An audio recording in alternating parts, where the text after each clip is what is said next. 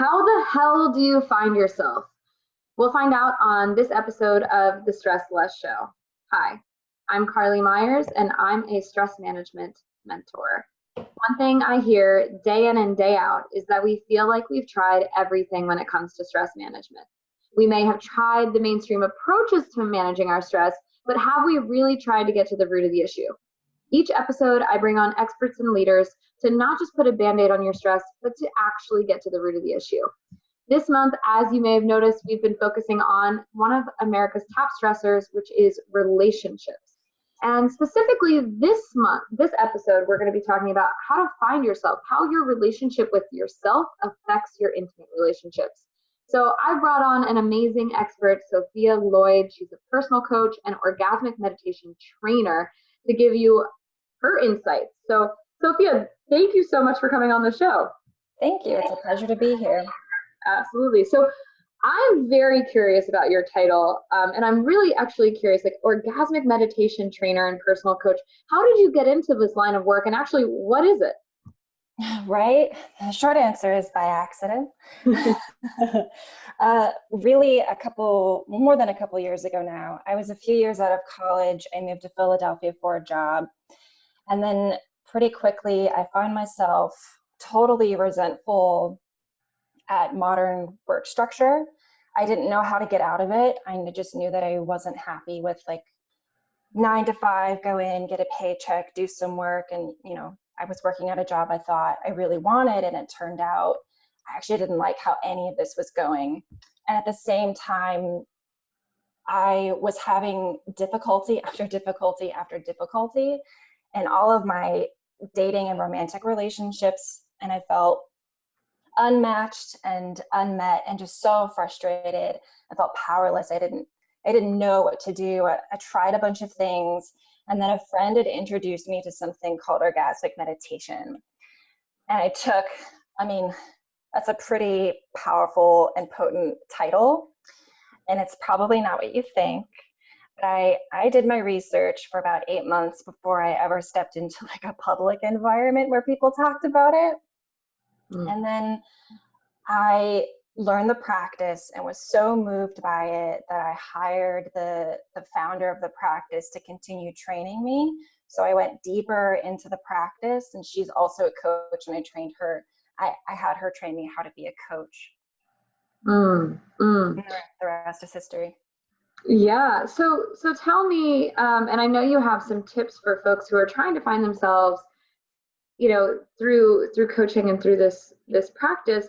But tell me, tell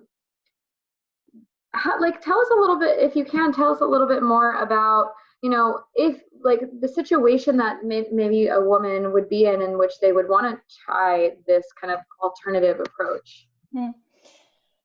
Of orgasmic meditation, or just trying different things in general? Yeah, I think trying what your work in general, what place are we in that we might want to try something new? I think for every woman it's different. Some of my clients just want to be happier. They're already happy and they're like, I just want more, which is wonderful. Where I started and where I think a lot of women go is at some point, constantly being in production mode wears you out.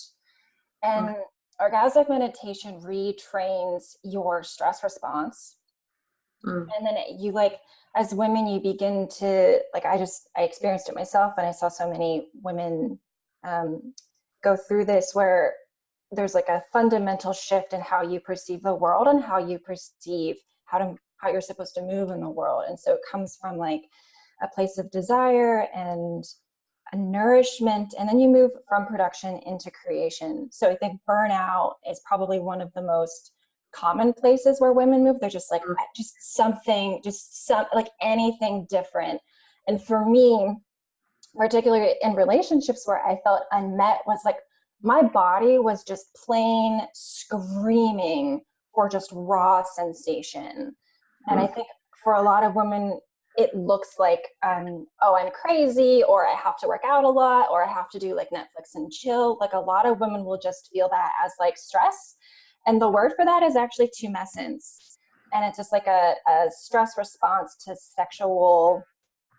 like, for lack of a better word, for like sexual energy, and then it gets locked. So like when I talk to men about it, I'm just like, I tell them, imagine having blue balls all the time, all over your body. That is what it is like for women who do not have access to their orgasm. So tell me, I know you've prepared some tips for women who feel like that stress response is just taking over their whole body. What can we do to get started, especially if we're feeling a little nervous? Yeah.